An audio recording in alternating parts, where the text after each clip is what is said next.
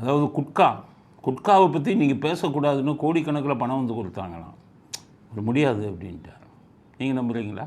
இந்த குட்கா லாபி மட்டும் 1000 கோடி ரூபாய் நான் தருவேன் அன்னைக்கு சொன்னான். டுபாக்கோ லாபிலாம் 5000 கோடியா? எங்க சொல்லுங்க, எங்க வேணும், எப்படி வேணும்?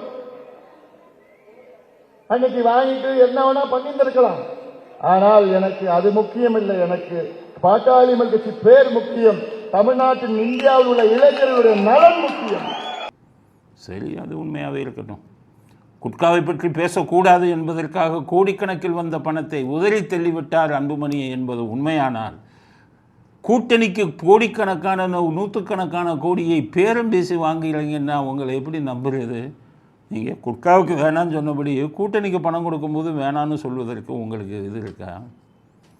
நீங்கள் குட்காவுக்கு கொடுக்கப்பட்ட பணத்தை வேண்டான்னு சொல்லி லஞ்சத்துக்கு எதிராக இருப்பது உண்மையானால் 5000 கோடி லஞ்சம் இதுக்கு வழக்கு உங்கள் மீது எப்படி வந்தது? அந்த பணமெல்லாம் எங்கிருந்து அடிக்கப்பட்டது? எப்படி கொள்ளையடிக்கப்பட்டது? அதை பற்றி பேசுகிறதுக்கு உங்களுக்கு ரைட்டு இருக்கா?